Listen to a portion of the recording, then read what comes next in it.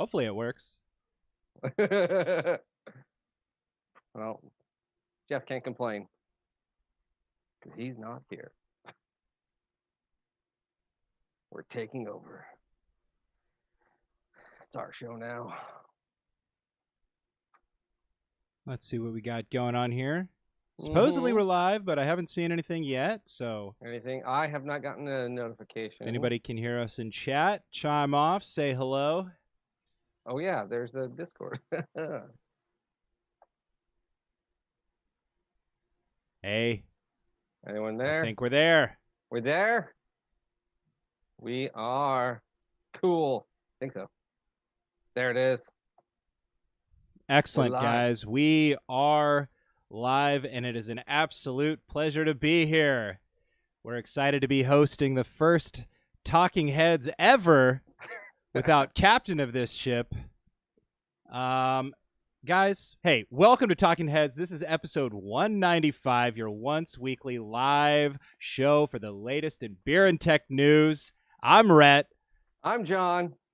Thank you all for joining us this Wednesday night, or hey, Thursday morning, if you're listening to this on podcast form. If you've never seen the show, we talk beer, we talk tech, we talk games, pop culture, entertainment, and you can bet your butt we're going to talk about some Star Trek too. Hey, if you send us some super chats, we're going to make sure that all of them are read on the air as long as you don't demonetize us. We're going to be drinking a couple beers on the show, but we will try to keep it family friendly. If you're drinking along with us, alcoholic or not, chime off in the chat so we can get some early show shout outs. And if you want to get access to the super secret chat and even more super secret after party, please consider joining the Patreon. The link is down below in the video description. Minimum contribution of $1 per month gets you access to Craft Computing's exclusive Discord server where you can chat with the hosts of Talking Heads, including me and John over here, and, you know, not least of all, Jeff, of course. Yeah. And we got a great community over there, and I know many of you are in the chat, so chime off. Tell us what you're drinking. John, what about you? I will be drinking a Kingsbury upside down grapefruit pineapple. Am I buffering? Steve's saying I'm buffering. Uh-oh. Am I? Doesn't look like you're buffering to me, but what do I know? Like a buffer, yeah. 720 seems to help. Please put this towards your internet. Thanks, big spoon. I mean, so I was thinking as if I was going to drink this, if Jeff couldn't be here, I mean, I figured I could like have him here in spirit, and we could do something like this. If that works, does that work for everyone? This work? I think it would have been great if you could have started the show that way. I know. Can we make this the thumbnail? Can we somehow make this the thumbnail? YouTube, thumbnail, please. Right. Make it happen. This way, Jeff can always be watching us. He can be in the background. Oh, he's absolutely watching us. That's gonna be hilarious. But yes, so I have a beer, King's Brewing Frosé, a pineapple upside down, grape and pineapple. So upside down grape and pineapple. I don't know anything else. It doesn't say anything else. Doesn't give me ABV. Oh wait, there it is. It's like it's white on bright yellow. 7%. That's it. That's all it tells me. Okay. Yep. The can looks great. The label looks great. Yeah, it's kind of like looks like Capri Sun type of thing. It's got the little yellow straw. The yellow on yellow kind of, I don't know if you can see the straw. Yeah, I can see it. Yeah, so it's kind of weird if you're looking at it really fast. But all right, let's see what this looks like. That's a odd color. It's like a brown. Probably the grape. It looks pretty good to me. Oh boy. Smells grapey. Oh, got right up the nose. Well, the aroma's fantastic. Oh yeah. Oh. Ooh, that is like super fruity, jammy, sour type, but thinner. It's good. It's sweet. It's pineapple-y. It's grapey. Kind of weird flavor. What are you having tonight, Rhett? Well, of course, I'm gonna be in the same spirit as John. I'm gonna be drinking some fruity cocktail as well. But I poured a cocktail earlier because I have no beer, so I'm going to drink a rum and pineapple that I have right above me over here. Just happened to have that prepared, did you? Wow, that's a lot. No, it's just a tall. It's just a tall. Oh, It's okay. hot down here. I'm wearing a 3-piece suit, if you didn't notice. So I guess the buffering issue is pretty bad. Is it? I guess so. But it...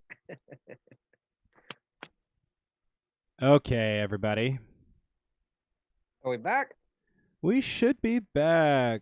All right. Looks like we're dropping frames a little slower, so hopefully that helped.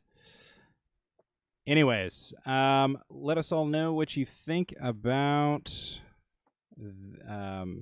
3DFX coming back from the grave. Coming back. When was the last product that they made? Do you? It was, oh gosh, I guess I it says don't returning remember. after 20 years right at the top of that tweet. So the 2001. yeah, it must have been. Well,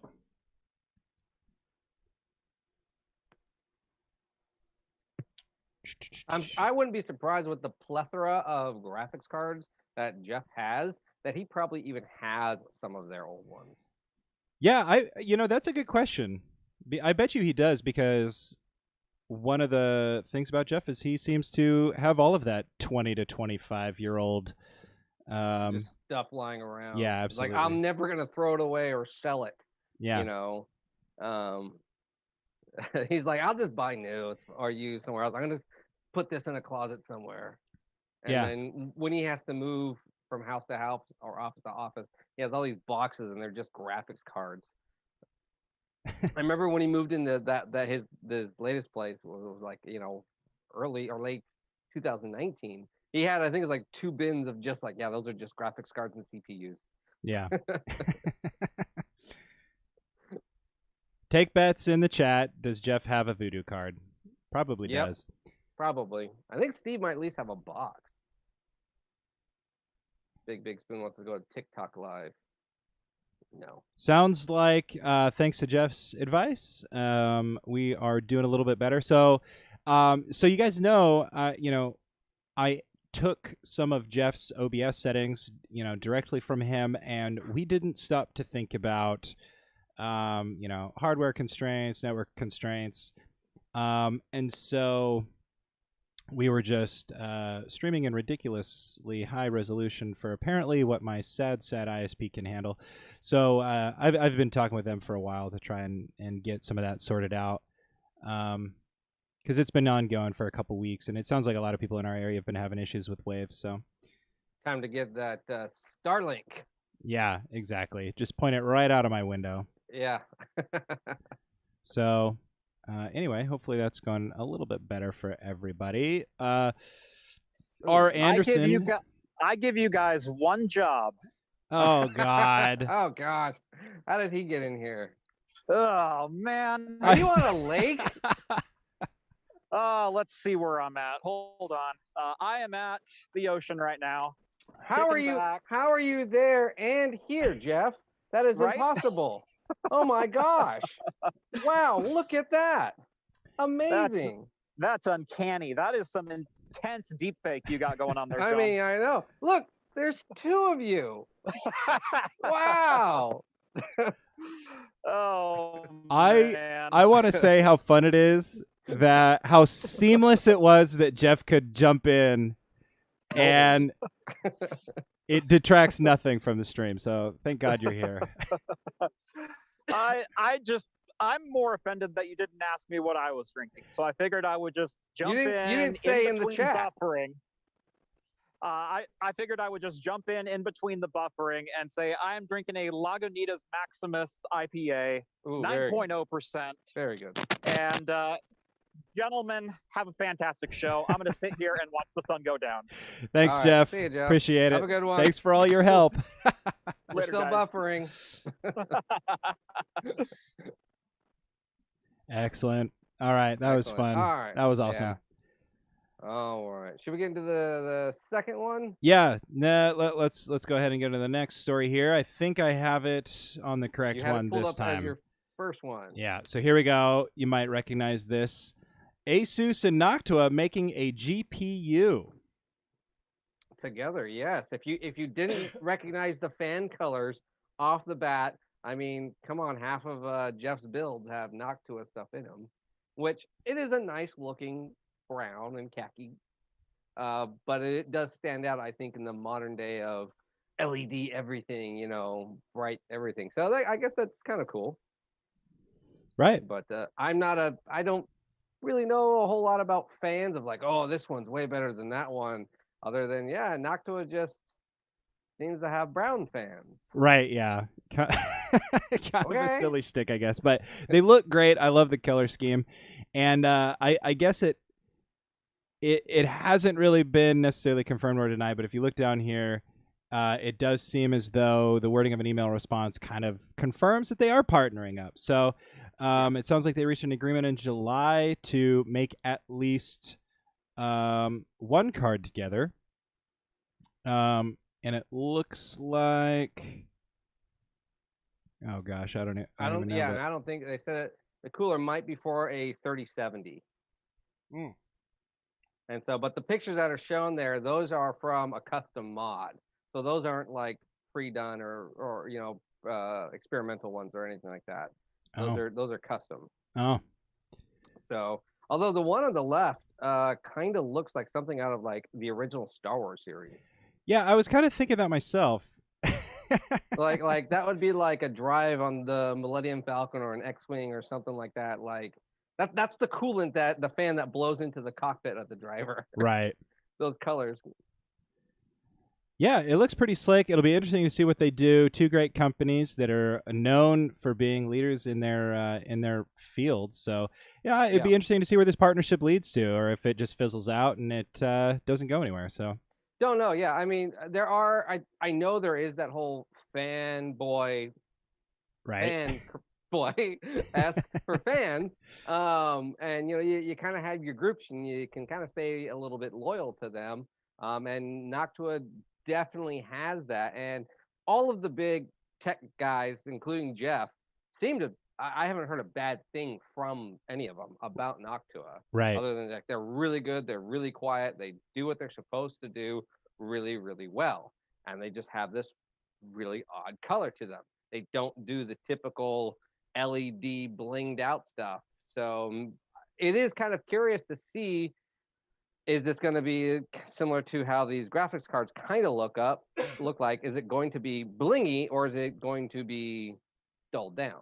Don't know. That'll be interesting, and then we'll see builds to match this. And maybe it is for those people that are trying to do the Noctua fan color schemes, and their graphics cards are like, oh, my graphics card's black and has LED everywhere. It's the one thing that stands out. Maybe. Don't know. Yeah, who knows? Be interesting to see where it goes. Yeah, I think it'll be cool. I mean, partnering with any type of other companies is always cool, because then variety when you're trying to look for graphics cards or any kind of PC parts. It is nice to be able to customize your baby, essentially, your computer, your rig. That's a great point. This is mine, and I don't have to mod it because they worked out with all the communities to work with me. See, and then I'm showing my ignorance here a little bit, but how does a deal like this work for Noctua, let's say, right? Because, I'm not saying that there's not a lot of engineering that goes into fan design, like quite the opposite, right? But like, people are spending money to get, RTX 3070, and I guess it's a selling point that they have Noctua coolers on them, but like, does Asus like just buy the fans outright, and so Noctua gets their slice off the top, and then Asus is making money on the back end? Or is this like, does Noctua get like a percentage? Like, I wonder how that works in partnerships like this. Yeah, I don't know. I would bet there probably are multiple levels to deals like that, similar to where, I bet the cheap end one is, here's our fans, just throw the blades on, essentially. I wouldn't be surprised if these would end up being custom, made fans specifically for graphic GPUs. You know, and like you said, it doesn't look like it, but the fan blades, I mean, those things have to be like almost laser cut dialed in to be perfect for how they're doing the airflow and how much air to grab and all that stuff. I mean, if you ever just look at fans at like Best Buy or something, and all the different ones, you can't, if you just go buy a box fan versus a really nice fan, you'll tell the difference. Right. It's not just the motor that's pushing air out, it's how the aerodynamics, and there's no difference. Absolutely. So, but yeah, or it could be a deal of just, hey, just throw some generic brown fans on there. Here we go, Noctua, you get 5% off of every sale, and throw your logo on it. Could be that too. Don't know. Yeah, it is interesting how much, just how important even the shape of the fans can be for that. You know, it's not the same thing at all, but once I was out on a boat and the propeller got a little ding in it, just a tiny dent, and all of a sudden the boat couldn't go anywhere. Oh, it is. It was horrible. I mean, just that was enough to throw off whatever physics was happening there, that it took us, you know, what took us 5 minutes to get out, it took us like 20 minutes to get back in. I mean, we were rowing at a certain point. Motor was fine. It was just a dent in the blade. Yeah, I mean, it's meant to be streamlined. I mean, I bet if you like hammered it down, you might have like gone a little bit, but you know, you're gonna burn your motor out then. Right. It's airflow. So I mean, heck, if you've ever even had you have a pet, Rhett? I don't know if you have a pet. I have a cat. You have a cat. So does your cat shed a lot, or she's not that bad. Oh, okay. Much better than other cats. Like you ever get like hair or dust in just your regular blowing fans? Sure. Yeah. Yeah, and then if you ever clean them, I mean, those fans aren't even bent, but you just take the dust off, and how much better they work. Yeah. I mean, just even little piles of dust. I mean, that's also why you should clean your PC out every now and then. Yeah. Yeah, I try to blow the fans like at least once a month, because the dust is a pretty big problem around here. So. Oh yeah, no. Well, then I have my rabbit, which is super fine hair. I mean, it just floats in the wind like tumbleweeds. And then the fan just sucks it up and sticks to it. And then you ever try cleaning it off? Nope. It's a pain in the butt. It was totally surreal the other day. I was sitting in my backyard drinking a beer after a long, hard day's work, put the kiddo to bed, and like this rabbit starts hopping through my backyard. And I'm like, what the hell? And it's huge. It's a huge rabbit. And I'm like, where did this thing come from? And I get closer and it has a pink collar on it and everything. Somebody's pet, obviously, but yeah. It was so weird. I felt like I was in a dream for a moment, like watching that rabbit hop around my yard. Sitting there with this beer like, oh my God. Yeah, I was like, what's this in this thing? Yeah. Rainier changed their formula. Oh, man. Yeah, for sure. Looks like we got a super chat a little bit back, unless I'm mistaken, from Parker Reed. $5. Thank you so much. He says, wait, that's not Jeff. Loving the stream once stabilized. Glad to hear that people are that it's working for people. So yeah. I was prepared for it to just be a miserable night. So glad it got resolved. Thank you, well, Jeff. Jeff does need some vacation time. So. He does, yeah. It'd be better if we figured this out so that it was as fluid as before. Possible. So and then maybe we can every now and then take a load off of him on Wednesdays or something like that. Absolutely. So, this will be good. Well, all right. Yeah. God, we're just burning through these stories. Should we go ahead and hit the next one? Yeah, I mean, it's not too bad. We're 30 minutes in, and we had a little bit of difficulty, and you know, we don't have Jeff here to rant about his iPhone history of problems with it and somehow go on that and tell the same story over and over. No. You know. But yeah, I mean, this will be a much more relaxed show. So. Oh yeah, for sure. See, my goal, just burn through all the news, and then we could just, you know, screw around for talk about Elder Scrolls. Yeah, exactly. Trying to get to that Morrowind tutorial, essentially. Yes. So what we're planning on doing for the last hour is Rhett's going to teach me how to install it, and then he's going to walk me through how to play it. In fact, and why. I might walk you through it, but you might just have to watch me play. And when you ask stupid questions, I'm going to just tell you. And then I'm going to say, hey, can you stop? Can you turn around? What's that? What's that for? What's that for? That's a mud crab, John. You'll tell me, well, that mud crab there, well, he's got a backstory, and it's really deep. And technically, he's part of the crab history that's been in war with the mole people for 10,000 of years, and that is their king. Let's go kill him. There is a unique mud crab in Morrowind that runs a store that buys all of your items for full price. So it's good to get to know that mud crab. So it's like, he's not wrong. All right. I guess we'll jump into the next story. We'll jump into the next story. Rhett, do you use Thunderbolt at all? No, I don't. Me neither. I don't really have any use for it, at least in my world. But not yet, for those anyway. of you that do, there is a promising picture that went up and then disappeared very fast of Thunderbolt 5, and a promise that it might double in speed, basically. Yeah. To 80 gigabits. Which is pretty crazy. That is. Apparently, while at some sort of Intel event over in Israel, they discovered a way to essentially just change some of the information they were transmitting in order to essentially like double the bandwidth, I guess, but it's essentially it's still a binary system. Yeah. And it's oh good Lord, I'm sitting here trying to read it like a fool. Yeah, it's essentially, so it's still a binary system. So the old Thunderbolt was like it can only transfer a single bit at a time. So one bit, a 0 or 1. Right. I think there's a -1 or something like that. And they figured out a way to send kind of like both. Yeah, they can send 2 at a time essentially to create like a 3-bit, signal. Signal, and so these 3-bit signals are kind of almost like binary, 0 and 1, and they can identify as all the 2 different transmitted, the minus or the 0 or the +1. So it can transfer basically double the amount by doing that's it right there. Yeah. A 000, 000 equals -1 and a -1 is 001, -1 and a 0, 010, similar to binary. So it's kind of an interesting thing. It was kind of proposed in a shot in the background, and a guy on Twitter zoomed into the picture and noticed it. So it's not technically confirmed, I don't believe.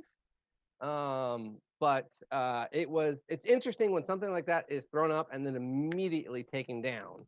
Right. That's usually like, oh, we didn't mean to take that picture and that secret's out there, and we don't. It could be like untested yet. Oh yeah, this is the picture right here. It looks like. Yeah. That went up. And so it's kind of an interesting thing. But again, I don't use Thunderbolt too much. But that whole idea of sending double the bits essentially, but still being 1, was quite interesting and intriguing to me. Right. And they have the 3 different wavelengths. Right. And they're able to send it all via 1 bit. Right. So I think, cool. if I'm not mistaken, like PAM4 is what they use to send on Thunderbolt 4. And if you look at this chart, it kind of breaks it down a little bit. It has 1 cycle, 2 bits. So that's the binary send. But then they found out that by doing 2 cycles, they could essentially get a 3-bit signal like you see up here.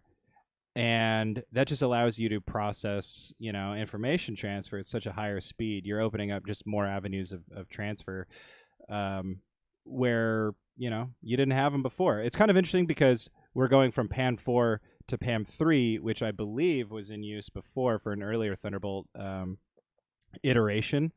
But I could be wrong about that. But anyway, they just found out a new unique way to use it in order to increase data transfer. So it could be kind of interesting. Of course, this is all based off of, a single picture. Yeah. So.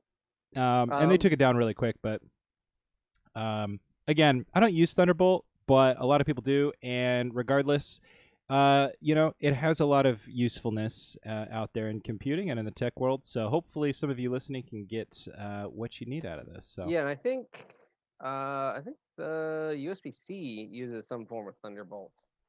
I think it might be the latest USB-C is compatible with, or something like that. Right. Oh yeah. Well, and it is going to be iterated on USB-C still. So don't expect to have to adopt a whole new USB ecosystem in order to get these 80 gigabits per second. So yeah. So that's still insane. If you have a Thunderbolt connection, and you essentially can do power. I think it was it power and data transfer or something like that.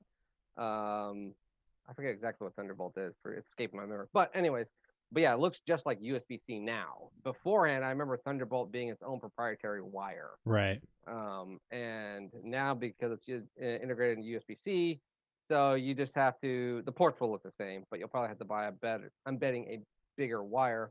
Although I'd be curious, because I'm just speaking out loud now, because it's that 3, the PAM 3, and if it was used in a previous model, I wonder if you can use an older Thunderbolt wire.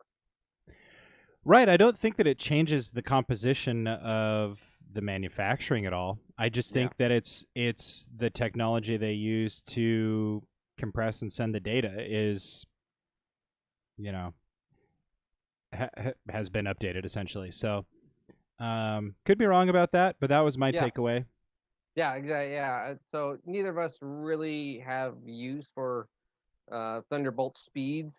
So I'm sure most of us are still just standard USB-C, for our phones and portable hard drives. Nothing big corporate 80 gigabits at a time, level of stuff that like this is meant for. Right. Be interesting to see what happens, So yep. Let's see what we got in chat here. Yeah. Yep, people talking about the wonky stream still. So sorry. We're just. It's not the first time Talking Heads has been wonky, so I know you'll deal with it or pull through with us. Oh yeah. Hang out with us. Thanks for chilling, guys. I'd be down for a Rhett Morrowind speed run. You grab the scrolls of a carrion flight, you jump right into the heart of Red Mountain, and you destroy Dagoth within minutes. It's the way to do it. I've never done it because I don't, You enjoy the game. I like to have fun.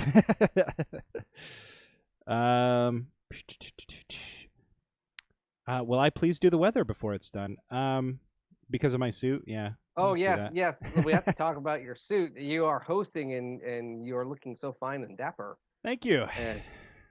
And it's not even just we were talking about this off stream. It's not even just a jacket and tie. He went all out. I am wearing a full 3-piece suit, and I was just gonna wear shorts underneath, but I was tucking in my shirt, and I thought, man, I already went this far. Like I tied a tie. Like the pants are the easy part, It's not even a clip on. Right, exactly. So I don't know what I was missing. So I put the pants on as well, but I am honestly probably gonna have to take the jacket off here pretty soon. It's really hot down here. Luckily, my rum and pineapple has been keeping me nice and refreshed. Oh, I'm almost done with mine. But I had a glass full of ice, and the ice is gone. So, yes, my beer is quite warm now.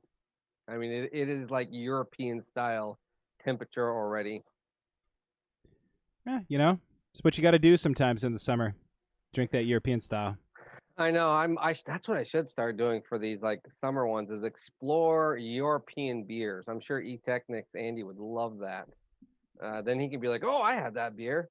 It's so funny. Every time I buy a European beer and give him a picture of it, and Andy or Claw, I'm like, "Yeah, I've never seen that before." It's like, this is all we get here. Then I don't understand. Usually, if something is imported all the way to the West Coast, it has to be, I would assume, pretty big and major brand, like the Budweisers of like Newcastle Brown Ale.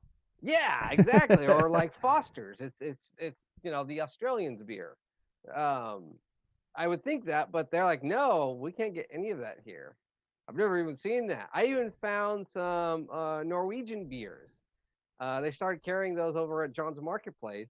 I took a picture of them. The Claw's like, oh, yeah, we can't even get those here. Those are rare.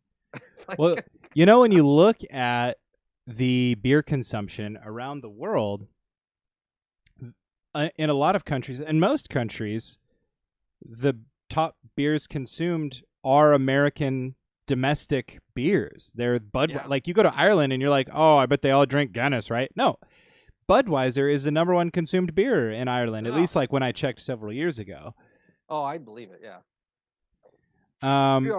You know, I mean, they're the number one drank beer here in the States. Why wouldn't they be the number one drank beer, you know, I guess in the world somewhere else? I don't know. Well, although that does give them that saying, you know, oh, American beer tastes like water, is weak. Yeah. Well, yeah, because you're drinking the number one. But you ever came to the States and to probably even East Coast now or West Coast, there are big beers. We don't really drink that. You have to go to some rural areas.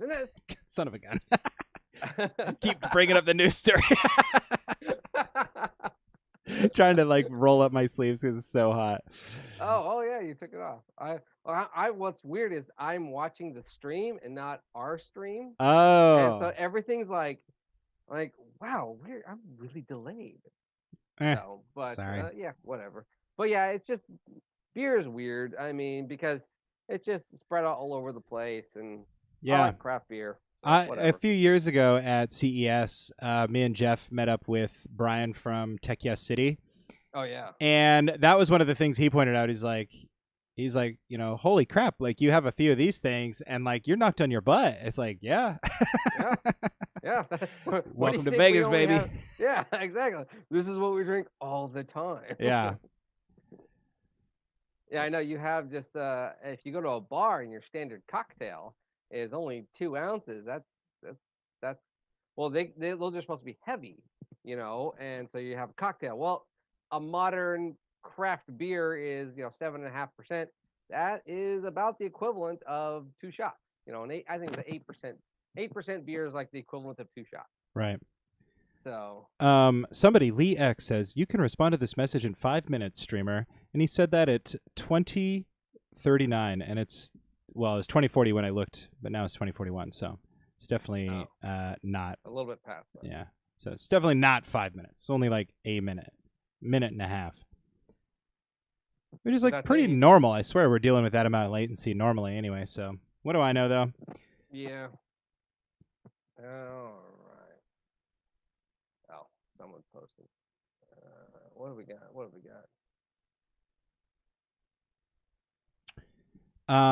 Matt W says, "Where's Jeff?" And luckily, Skull got to it. Jeff's on vacation. Rather than canceling, we got to see how these guys handle things. Yeah, Jeff's right here. He's with us in spirit. Yeah, he is. Yeah, truthfully, we could have canceled the stream this week, and you know, I don't know. Maybe we should have, but nah, I like this. This is fine. Yeah. I mean, honestly, me and John talked about it beforehand, and it was, you know, we knew that it wasn't going to be flawless just based on some of the obstacles that we're facing and some of the restraints that we're dealing with. But y'all are taking it like champs. Thanks for sticking with it. We're just having fun being loose this episode. So, I mean, well, actually, in all honesty, this right here is what the Discord is like. Oh yeah, it is very just let's just hang out, let's just have fun. Yeah, this is what the Discord. If you're looking for something like this of a community of like, you know what? Yeah, we do talk tech, and you don't have to be the biggest brain level. You can just be like, you know, I don't know that much about Thunderbolt. Well, someone probably does. Right. You know, let me chime in. No offense to this. No, and that's the beauty of the Discord. So if you like this type of attitude of just like, hey, we're just all friends. We want to have fun. We could have canceled this, but we didn't because we know there are still people out there that still wanted to come in on a Wednesday, grab a drink, non-alcoholic or alcoholic, doesn't matter, and hang out. And that was great about this. And so that's what our Discord is like. And if you like that type of stuff, it is only $1 to help join. And it does keep the lights on for Jeff. And sometimes he might go on vacation too. And you'll see myself, Rhett, Steve having to host. Yeah. And the beauty is next time we do this, we'll probably have some of these kinks worked out far in advance. Sure.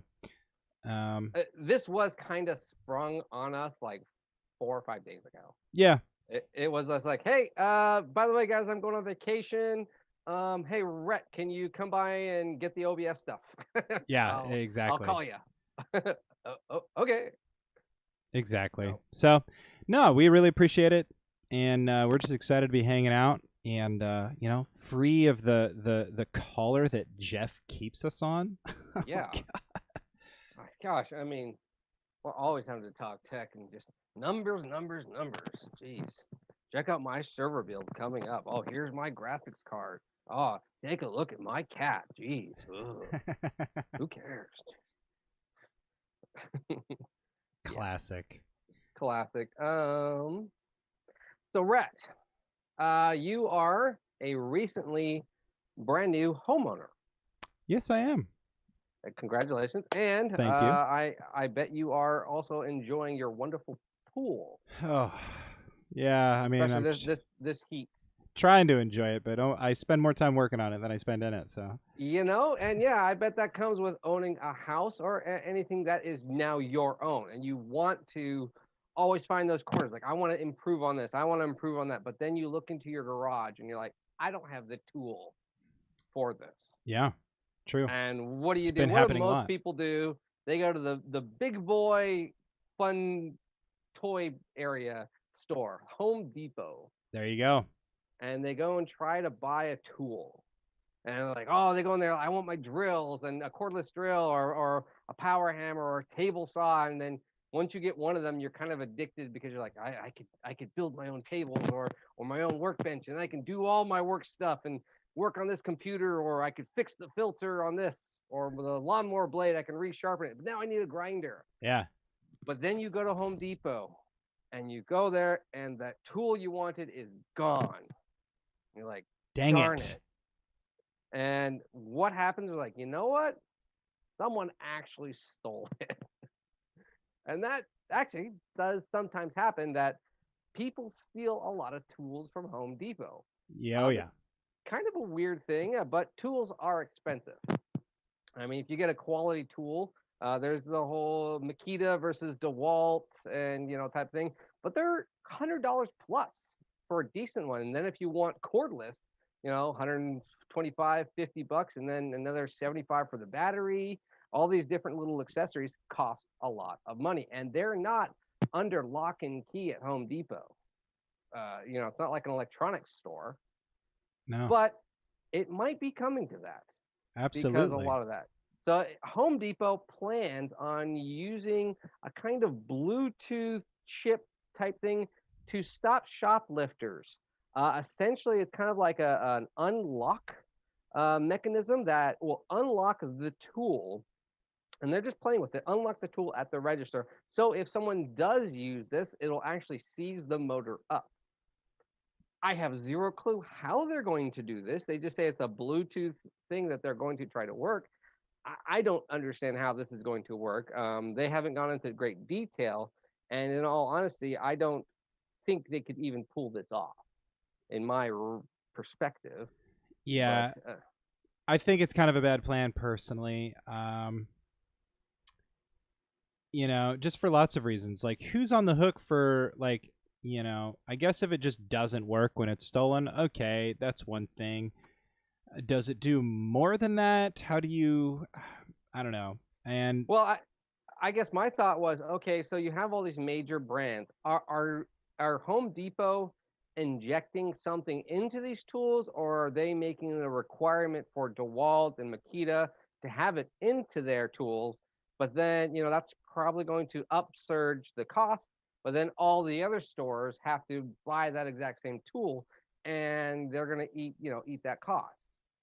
So then it's probably got to be then under Home Depot's way. But are they then going to open up every device that they get and inject something, but then they're tampering with it? So now technically I have a used item. Are they going to do the whole? And they stated they didn't want to keep everything under lock and key. They didn't want to have it like you got to go get the electronic guy with the key to unlock the gate to grab a drill. They want people to be coming in, grab a drill, because most of the time when you're doing a hobby thing, you're in a rush. You kind of want to, like, I just need that one part, grab it and go and walk out the door type of thing. I mean, could you imagine checking out, like, legitimately, and that Bluetooth thing, like, wasn't deactivated and your tool didn't work?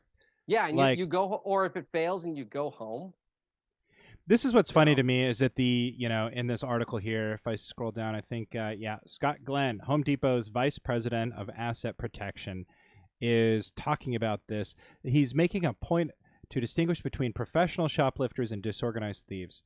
Anyway, this guy here is advocating for something that nullifies his job. Here's the deal, man. The law affords you the ability to stop shoplifters, and your company affords you the ability to stop shoplifters. Home Depot Asset Protection are some of the highest paid and well-equipped and well-trained asset protection out there. Like, just stop these people from stealing them. You know what I mean? Like, just do your job, follow up on the elements, and get your things back. Like, it's funny because in retail, like, one of the biggest things is, like, you don't do things that impede paying customers. You know what I mean? Like, and this kind of has the flavor of something that can do that. And maybe I'm just being a little intense about it all. But the truth of the matter is that, I don't know, man. It's like, I feel like the loss to these companies, like, they don't lose much when things go out the door. Things are insured. They have a budget for what they expect to lose. And by golly, these stores lose more in inventory discrepancies and shipping errors than they do theft a lot of time. So, like, maybe equip a device that counts your crap as it comes off the back of a truck. You know, that would do better for shrinking your shrink budget than this might. I don't know. No, exactly. And like you were saying, they budget in for this, and they budget in by adding it to the price. So they sit there and they've already calculated, hey, on average, we lose this much, or is stolen, or there's a discrepancy. So to make that 45% boost, average, we need to bump the price up to here. Right. So they're already expecting to lose a certain amount. Right, exactly. Why, what? Okay, how about fix that? That sounds like a hole to me. Right. And by adding a lock and a gate and key for people and taking an extra hour, because we all know there's only one courtesy clerk that's probably going to be working that area, and they go and take a break. Oh, you're screwed. Or Black Friday or something, because on a lot of Black Friday stuff, that's when a lot of these tools and people go and buy stuff. You're gonna be screwed. And that brings up a whole other issue, though, too, is that, so, they pay this high wage for their asset protection team. And granted, the top ones, they pay for themselves in the amount of product that they keep in the store. But the other, like, the number one deterrent to theft is good customer service. And you go to Home Depot, they have a self-checkout. They're following suit just like everybody. And don't get me wrong, the self-checkout is so convenient. But on top of that, they're reducing the amount of floor staff. And this is one other thing that's going to reduce the amount of floor staff. So rather than spending money on people that could help you solve this problem, you're going to spend it on this gimmick that the thieves are going to find a way around in a few weeks. Guaranteed it. No, I love self-checkouts, but I hate the fact that, just like you said, they'll give you one employee for 12 stands, and they took 3 jobs away from someone else. It's like, okay, those 3 people aren't on the floor. They should be on the floor, because they still can count for that budget. I want better customer service around. I want people helping me out. I'd rather have employees essentially walking around being like, I need to go and find that person. Right. Help. And the thing is, like, I get it. Like, nobody wants to be bothered while they're shopping. But also, like, that's what these companies do. And this is going to bother you while you're shopping at the same time. Like, again, it's like a security device in the way, like, everybody's probably had that where you buy something and the security device didn't get taken off. And you had to come back with a receipt, prove to them that you bought it, which is humiliating and irritating in its own right. Okay, then they take it off after you waited in line for the second freaking time. It's like, again, if you got 3 people and they're having a hard time being on the store, okay, like maybe it's an issue with that. But also hire another person. You know what I mean? Like, what's okay, here's another interesting thing, because this just happened to Oregon. We had that big ice storm and also the big fires. and everyone had to go to Home Depot to buy a bunch of stuff to prep, and they all got sold out. But what happened during that? Power outages, internet outages. If this stuff is Bluetooth and their servers somehow go out, something goes wrong with that. You're telling me now I can't go buy this power drill that I need to build some sort of, something over my windows or dam or something, and it breaks. Right. You're saying I can't buy that now? There's no analog way around it. And then if there is, like you said, thieves will find a way around it then, because if there's an analog way. You're not inconveniencing them. Yeah. So if there is just legitimately, I just open the drill up and take that little chip out or a little pin out that's Bluetooth connected, boom, the thief will figure that out in 5 seconds. Right. They'll go and steal it and be like, oh, this is broken. They'll go and jailbreak it, just like all the other tech stuff out there, all the other security stuff that Windows and Microsoft and everyone sits there and says, we got the latest security. And what happens? 6 months later, some hacker group says, nope, here it is.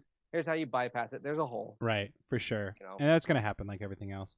Hey, we got a super chat, and I was wondering, what is John waving at here? But we got a super chat from the boss himself, $2. Thank you so much, Jeff. Lil Bit says, hi, Rhett. Hi, John.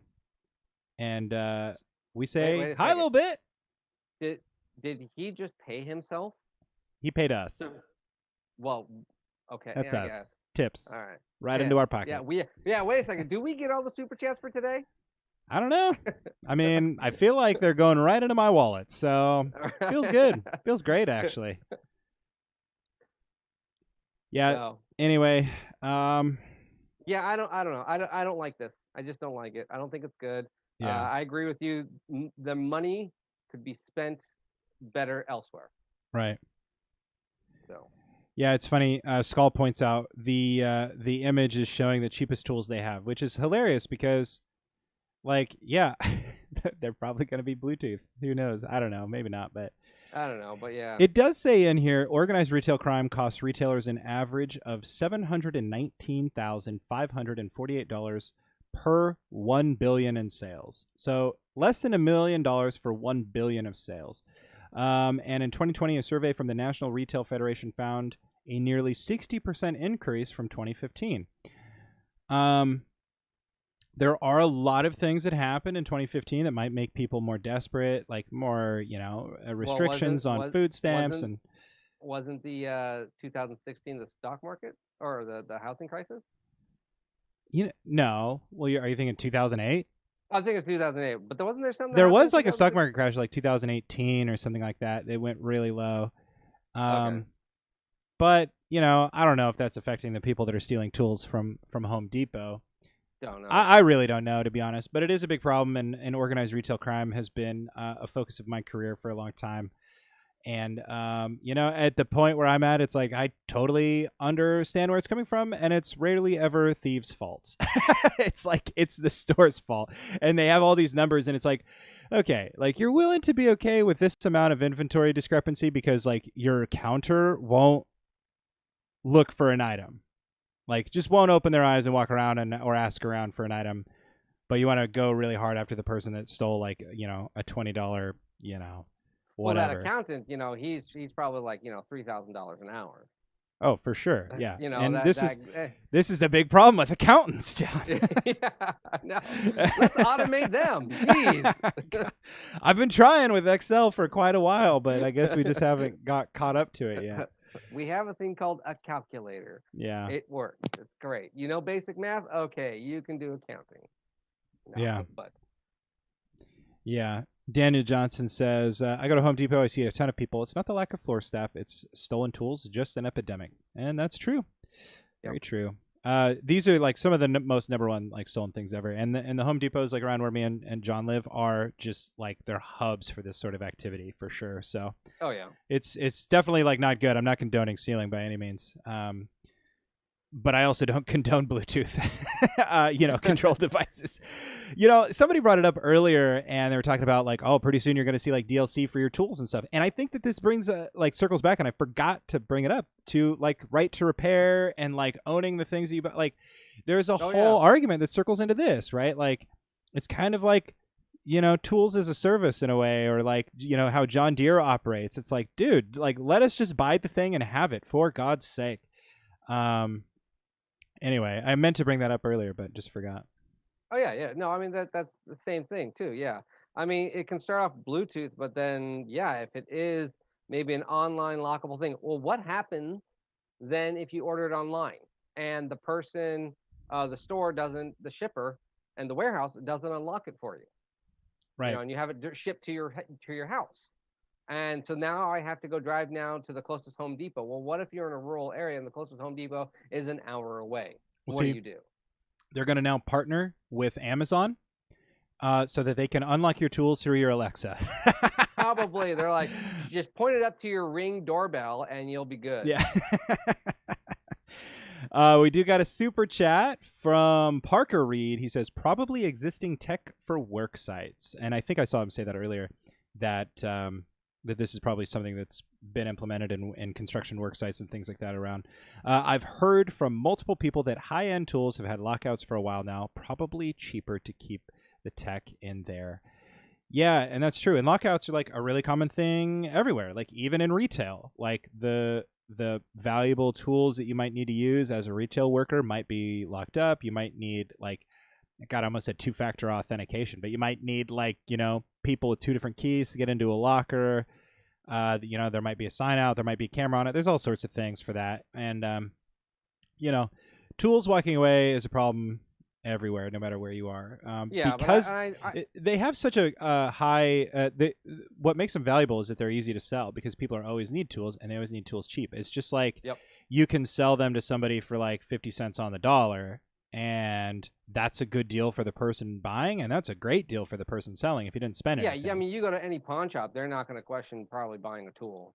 Oh, not at all. In fact, that's a huge problem where we're from. Like, I mean, you get a lot of homeless people or something will take a tool, and they'll just go to a pawn shop and be like, all right, give me $20. And like, I just got $20. Yeah. And unfortunately, like, a lot of the pawn shops, they get to, pretend like they didn't know, like when people come around looking for their stolen stuff, they're like, oh, yeah, I had a bunch of stuff stolen, music equipment way back when, and the police were like, hey, you should just be in touch with the pawn shops. And I was like, okay, that sounds like your job, but I'll do it. So I started calling all the pawn shops around all the time, and eventually they all stopped answering my calls. They said, well, we only give that information to the detective that comes by once a month. Oh yeah, no, that actually happened to my brother. Had, not Steve, another one, the one that plays guitar, him, had a rare guitar, an Ibanez Explorer, the 69 Ibanez Explorer, the same one Eddie Van Halen, not the same model, Eddie Van Halen. It was Eddie Van Halen's guitar? Yeah, it's the same model Eruption was recorded on. Oh, nice. So it's that same model, and it was mint condition. And we went on vacation, and a buddy was watching the house, and but someone broke in and stole that guitar. And we did the proper things, go to the police, and the police said, look, we can't really do anything. We suggest you go to the pawn shop. And luckily, the person was dumb enough to go to the closest pawn shop to our house, and they caught him on video. And even when we went to the pawn shop, they're like, prove it's yours. And they had to have all this ID. But yeah, the cops did nothing, and the pawn shops were still fighting us because they wanted to keep the guitar. Right. And they're like, well, that looks like it, but how do we know it's that one? And, blah, blah, blah. Luckily, we also knew the person who stole it. That makes it easy. I was like, we know this person. They have a relationship with us. That's why it would have been fine for him to get access to the house. Here's pictures of him holding this guitar. Here's pictures of my brother holding this guitar. It's his guitar. And then they had video footage of him walking in, and they're like, okay, we'll give it back to you. Yeah. But stuff like going to a store and stealing it and then coming back and selling it to a pawn shop is very, very common. Yep, absolutely. Okay, that does it, I guess, for our tech news spots, which brings me to, I was going to try and do a great segue. Like, well, the Home Depot thing, it sounds super annoying, but you know what's not annoying? Our sponsor. That's right, everybody. Today's episode of Talking Heads is brought to you by Linode. If you've ever needed to host your own servers, whether it be for home or business, but just don't have the resources or time to invest into hardware, power, cooling, and even space, why not have Linode host them for you? If it runs on Linux, it'll run on Linode. That includes the software from most of the tutorials on my channel, like how to run your own ad blocking, recursive DNS servers, VPN gateways, your own cloud-based Plex server, and more. Linode makes it simple to deploy and manage your own cloud services with solutions ranging from a single shared CPU to massive multi-core virtual machines. They even offer dedicated RTX 6000 GPUs for graphic rendering or machine learning. With shared CPU plans starting at as little as $5 per month and scaling up to as high as you need to go, you'll be able to find a hosting plan that fits your needs. Even if you do host your own servers, you can use Linode to keep your backups off-site. Because remember, RAID is not a backup. Visit linode.com/craftcomputing today and get a $100 60-day credit when starting a new account. That's linode.com/craftcomputing. And thanks again so much to Linode for sponsoring today's episode. That was pretty good. Boom. That was pretty good. Cold Pretty read. good. Cold read. All right, I am out. You still got your pineapple juice? No, it's empty. I don't have anything else. I'll go grab mine, and then I can. Or do you want to grab yours? I guess it doesn't matter because we both have the segue. Just you go for it. I'll Go about first. All right. Morrowind. All right. Reading the chat. Will read that as bots should replace Jeff. Yeah, why not? Jeff the bot. I'm down for it. Ryan Sharp, tools, but EA, dear God. Snap-on is increasingly not doing second owner warranty repairs. That's kind of a big bummer because that's one of like the glory of Snap-on, you know, and so many people that I know were, you know, they're Snap-on evangelists essentially, but you know, if you're not able to like pass your old tools on to somebody or sell things that you don't need anymore, then that kind of devalues them in a way. Yeah, drill holes 50% faster. Just pay 5 cents per hole. You guys are funny. Thinking about things I never would have ever thought about. All right. I am having something since Jeff is not here. Something nice. Something he didn't want to have. It is old Rasputin, but it's a barrel age 23. Gorgeous. Gorgeous. So just picked this up today. 11.3%. Oh, look at that. That looks gorgeous. And actually, I picked it. Well, the nice part about this particular one is they started selling it in the 12-ounce bottles instead of the bigger bombers.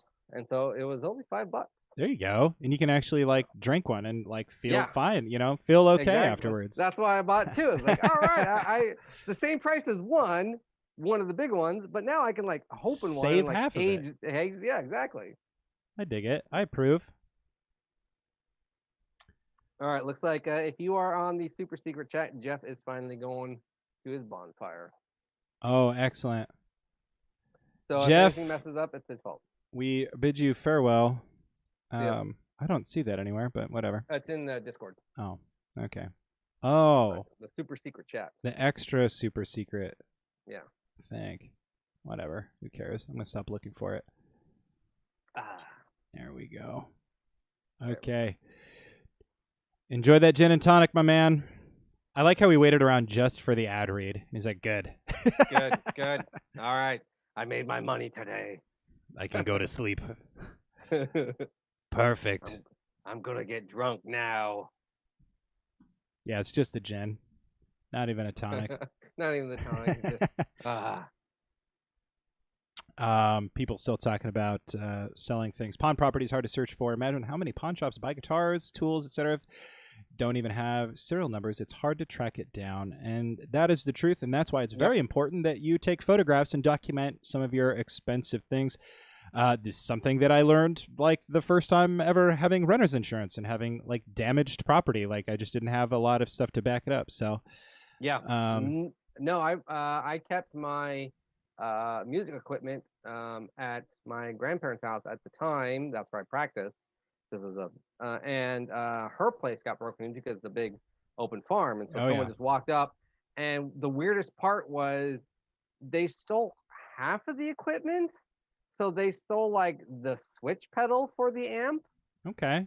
which was like, oh, okay. He needed Why? they needed a switch pedal. I know, but then they stole the amp from a different head for a different head, and it's a proprietary Marshall switch pedal. So I was like, okay, these don't work. They already had the Marshall. Like, Yeah, they're like, oh, we have a Marshall head, so this switch will work for that one, even though it wouldn't. Oh, let's go take the, and it was like a cheap Mesa Boogie, like a $99 head, but it had chrome finish, so like, you know, it looked sick. expensive. Yeah. Yeah, they're like, oh, this has got to be really good. It's like, oh, it's only like a 99 watt. Yeah. But I didn't have serial numbers. And that's what the cop said. He's like, yeah, you can call the pawn shops. And all the pictures I had of it were just like, you know, me and the friends that we know just jamming. And yeah, they're kind of blurry in the background. I never actually took serial numbers and here's the head and here's the back of it and here's me standing next to it to prove it's mine, type of a thing, you know, with a date stamp on the picture, even though that can be forged, but whatever. Stuff like that. So after that happened, I did that to all of my equipment. Yeah. I mean, guys, just like RAID is not a backup, you know, grainy pictures of your possessions from the distance aren't a good backup as proof of ownership. So yeah, we all got like the cloud now, you know, like I'm on Android. I live on the Google Suite. So like when I first had that claim after my renter's claim didn't get everything that was destroyed, I went through, took pictures of all serial numbers and receipts and transaction history, and I've got it all backed up on Google Drive. I've got hard copies, hard copies printed out, all this sort of stuff. And yeah, I recommend that y'all do the same thing. And now I don't have renter's insurance anymore. I have homeowner's insurance, but it depends. Like some things they paid out without worrying about it all. Like they did pay me out like groceries and stuff, which was great because I had no groceries. Isn't that weird how that happens? Is like they allow you for like there's like a $1,200 or you know a flat fee of like if you had $11.99 we'll pay that off without any questions. Yeah, and it didn't even affect my rate. It was great. I was like, I know it's like as long as you had under $1,200 in groceries that got damaged, we'll give you $1,200. Yeah, with no questions asked. I mean, if they're gonna pay out one thing, no questions asked. I'm glad it's groceries because we had a baby. And we had gone without power for like 12 days. Oh yeah. Lost all of the breast milk, lost all of the groceries, and it was it was a huge blow. And we were really broke at the time. And like freaking Jeff himself, like he couldn't get a hold of me, so he like drove to my house, and it was like driving through a war zone. Basically, it was just. Oh, I remember that. Yeah. Yeah, it was bad. So. Oh yeah, no, I am still dealing with the wreckage of the ice storm at my place, or the farm, I should say. I then ended up having to, within a week I drove 300 miles to buy a generator. Oh, I remember you did that. Yeah. Yeah, it was insane. I went all the way up to Tacoma, Washington, and it was so weird seeing no lights on the road. Like there's car lights, but none of the street lights. All of them were blacked out. And it was just like, this is the weirdest thing ever. It felt like Walking Dead-esque, you know? Yeah. Just a straight road, and all I have are my 2 headbeam lights, and that was it.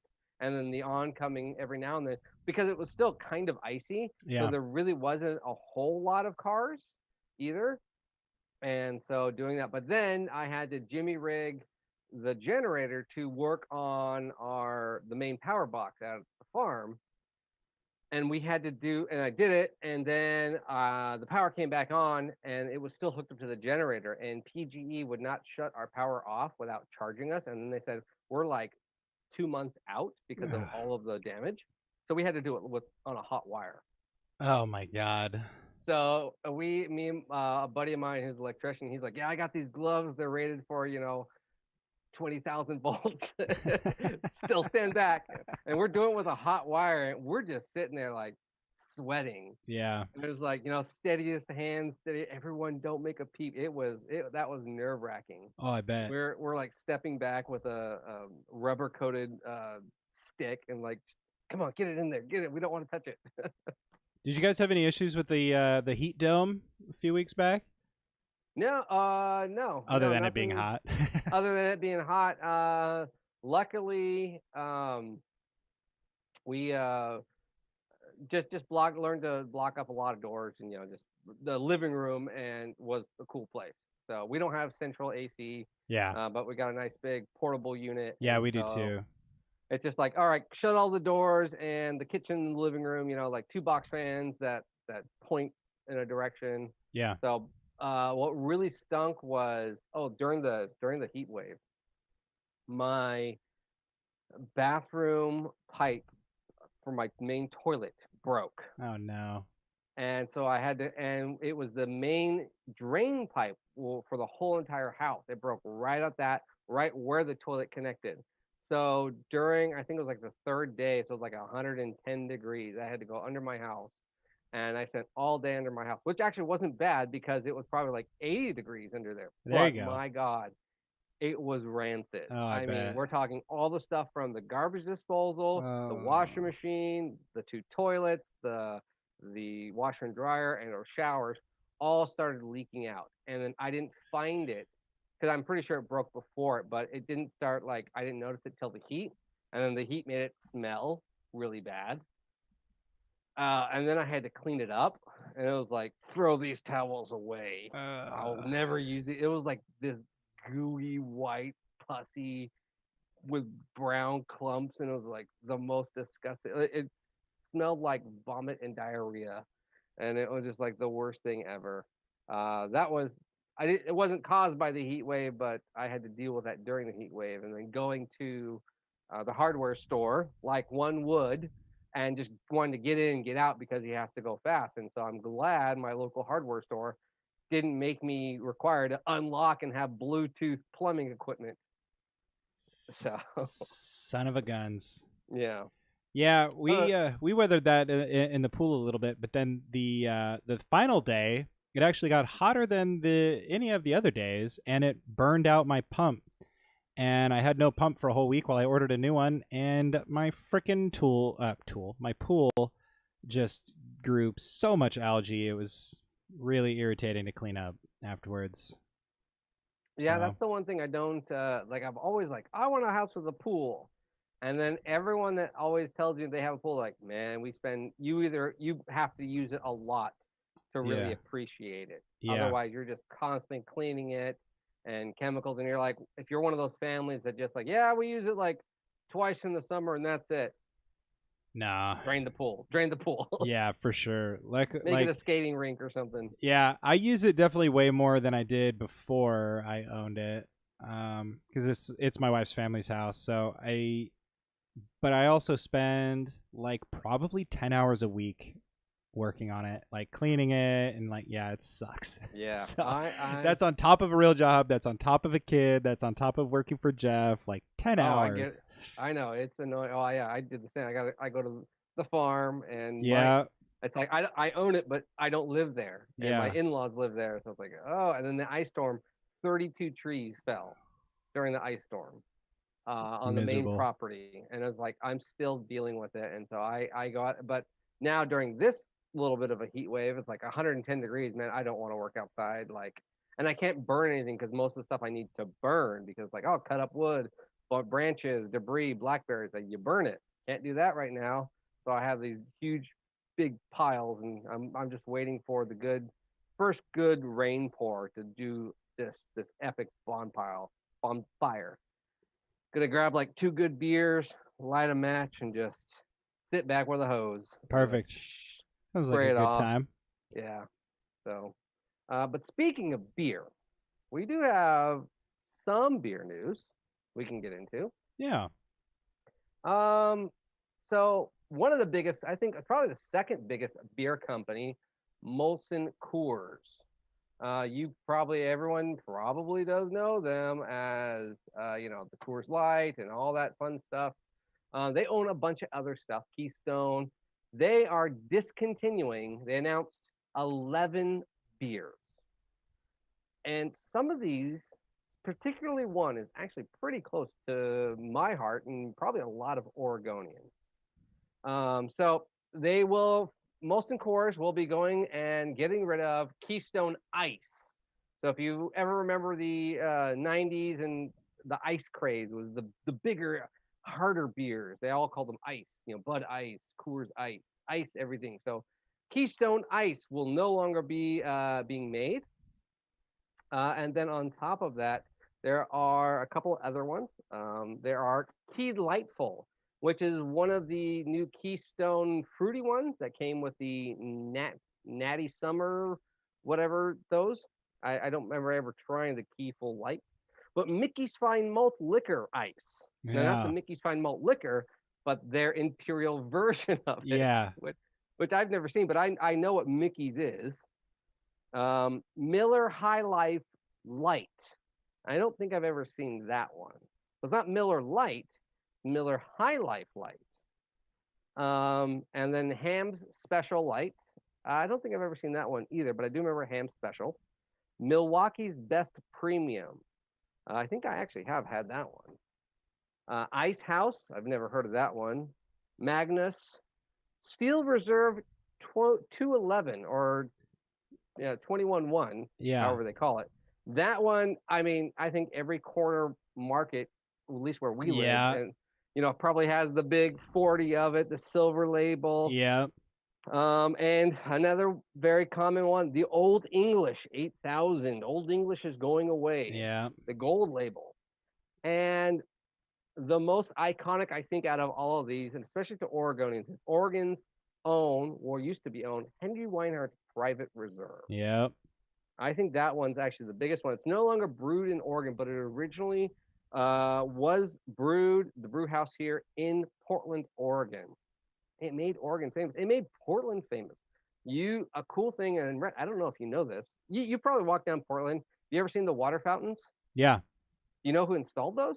Henry Weinhardt. Henry Weinhardt installed those.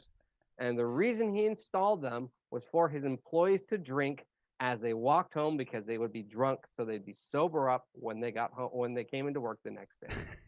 And they're still into use today. Oh, that's amazing. And so, but Henry Weinhardt's beer was sold and moved a long time ago, I believe the 80s. But Henry Weinhardt's beer, even for me, I remember that being one of my introductories into this is not, I thought that was craft beer. Yeah. I thought Henry Weinhardt and Blue Boar Henry Weinhardt. Oh, the Blue Boar was great. That was one of my favorites back in the day. Yeah, and recently, I think about 2 years ago, I did an original Henry Weinhardt versus the modern day one. And I'll still take a Henry Weinhardt. I'll buy a 24-pack every now and then. It's $8. Yeah, they're cheap. They're cheap. And I'd say they're right on equivalent. I don't know about you. I'm guilty of it. When I want something to pack the fridge, especially when people are coming over to use the pool, I might buy a pub beer. I might buy Red Can or something is another pretty okay one. Well, the Henry Weinhardt's is right up there with those. It's right up there with those. And they're just as affordable. So I was all on board. Yeah, no, I always liked it. I can get a 24-pack for $8. And I usually bought it during the summertime, and it was I think it's 4.8%. So still that domestic, beer style. I found it a little bit maltier than, your Budweiser or say Pabst. So I had a little bit more flavor. They still always made it to, the other thing I thought about this was it's still made with 100% Oregon grown Cascade hops.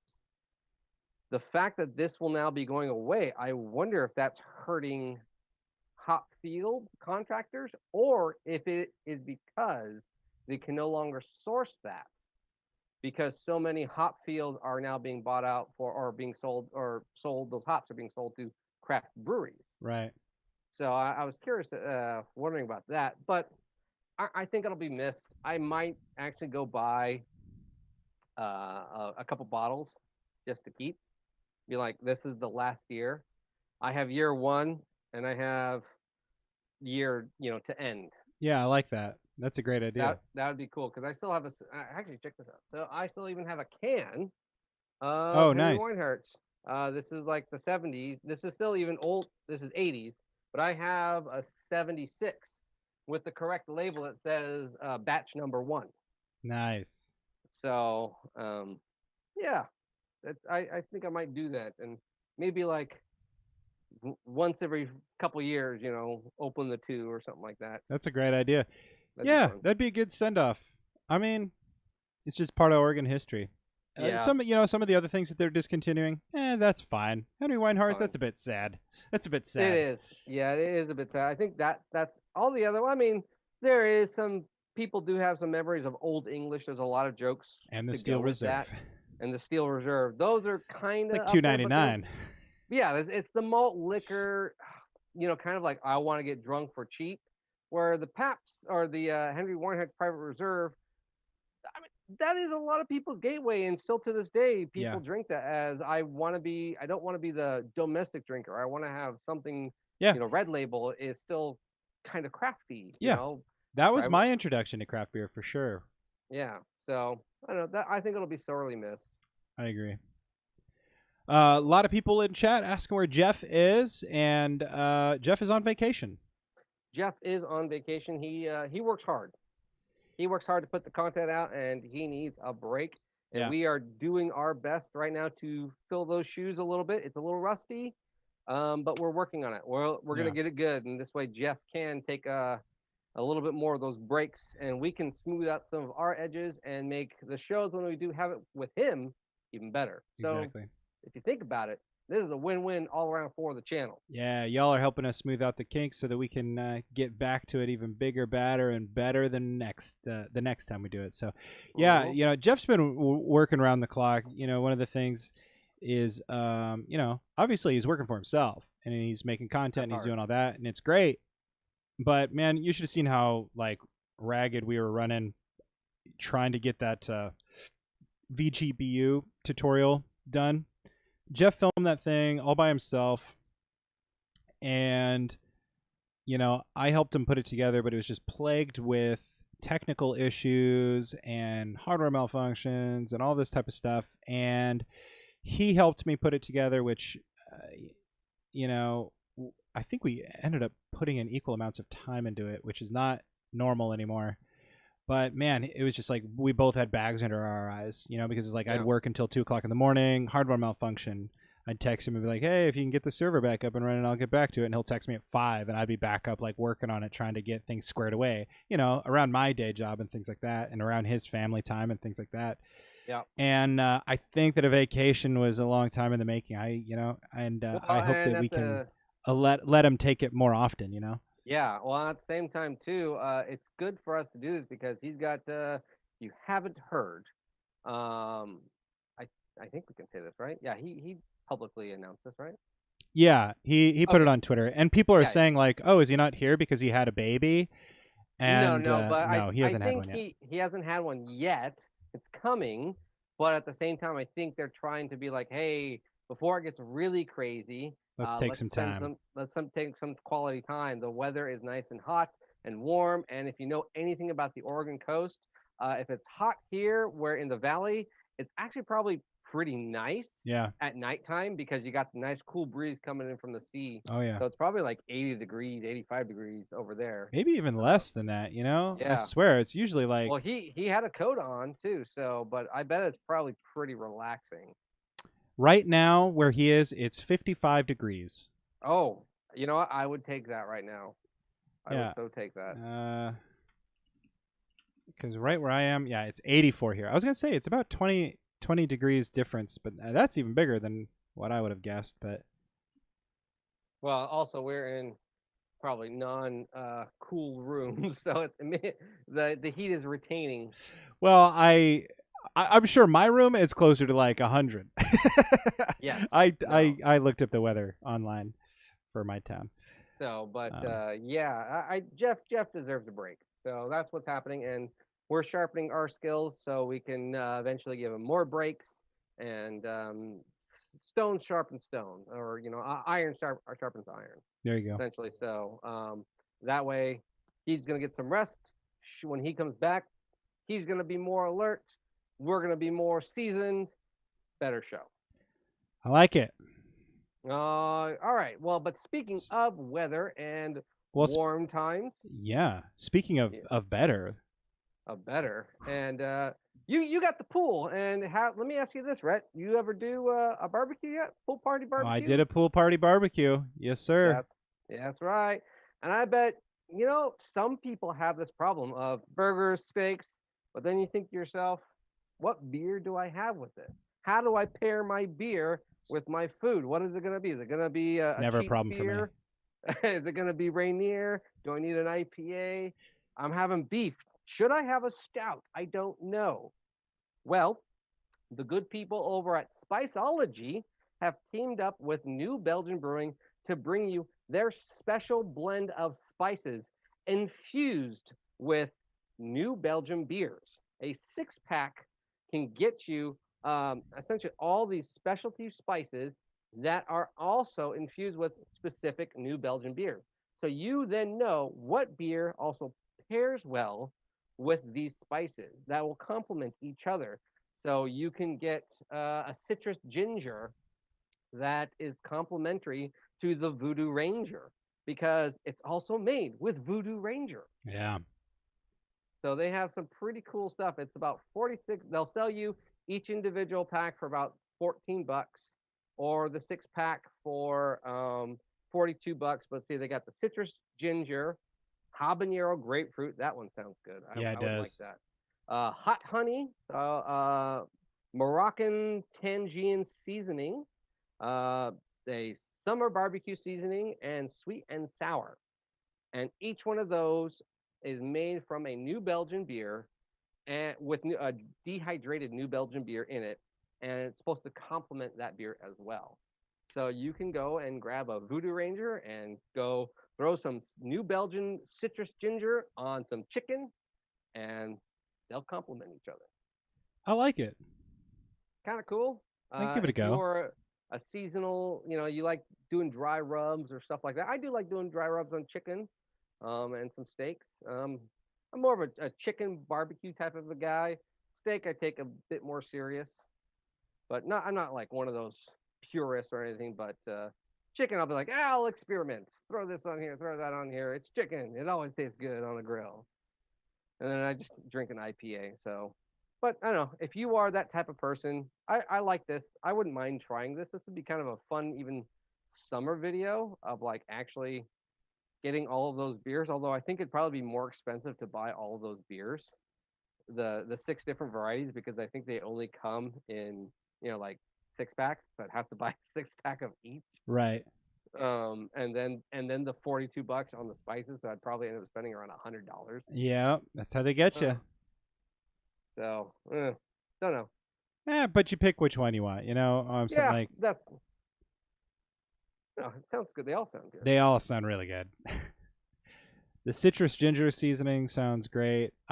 Habanero grapefruit sounds really good. I mean, I think I like the first 3. Even hot honey sounds great. So hot honey, I do. I make a honey chicken where it's a honey glaze, brown sugar, paprika, cayenne pepper, and red chili flakes. And I throw a little bit of tapatio in there for a little bit of a Mexican kick. And then I glaze that on my chicken, and it'll caramel over, so your skin gets this sweet and heat, and so you have this really sweet and heat chicken skin, and it's really good. Dang, my mouth is watering. I think it's just sweating from the heat. Yeah, you're probably right. Oh, Steve says Jeff is in the transporter buffer. I like that one. Yeah, we'll let him out in how long was Scotty in there? Like 47 years? Yeah, something like that. What a great episode, by the way. I liked that episode. A lot of people didn't, and I liked it. I think it's great. I think it's called Relics, right? Something like that. Yeah, I think that's what with the Dyson sphere. I think that the interesting science behind keeping himself locked in the transporter pattern array buffer was just like really clever use of Star Trek, like hand wavy science. Like, plus it it was great to have a classic character in TNG, even for a little bit. Yeah, I don't know. We all know Dr. McCoy had a scene in there, but it wasn't like the Dr. McCoy we know. Yeah. Episode 1 doesn't count. But yeah, no, I liked Scotty. I mean, he's just a flamboyant character, and I think he really came more about the character in the movies. He kind of became, Big Scotty instead of Little Scotty. Yeah. But even then, too, it took me a long time to. I think it was maybe 5 or 6 years ago. I actually realized that he was missing a finger for the longest time. I did not know that until about 5 years ago. I didn't know that until about 5 seconds ago. So. Oh yeah, no. He is a World War II vet. Yeah. And he lost a finger, and so if you watch, I believe it's his right hand. He lost his ring finger, and so he's always like this. And one of the more prominent ones is like Trouble with Tribbles. And they always try to only have him holding one thing. Yeah. But he has to hold a bunch of tribbles, and it's like this. Oh, wow. And yeah, he's missing a finger because he blew it off. I think a bomb or something blew it off. Dang. So, but yeah, he's actually a decorated war vet. So. Oh, that's cool. The only one I can think of that's missing a finger is, it's funny because I can never not forget his name until just now, but the one of the guys in The Good, the Bad, the Ugly. Not Blondie and not whatever his name. The Mexican or the sheriff dude. Yeah. God, that's. He was also in A Fistful of Dollars. Yeah. Or a few more dollars more. The second one. I'm sure he was Lee Van Cleef. There we go. Yes. He's missing. I think the tip of his middle finger is like blown off. Not blown. I don't know what happened to it. Why did I say blown off? There's another actor who has like a blown off finger too. Curious. Now I'm gonna Google like. All right, let's just Google actors who have their fingers blown off.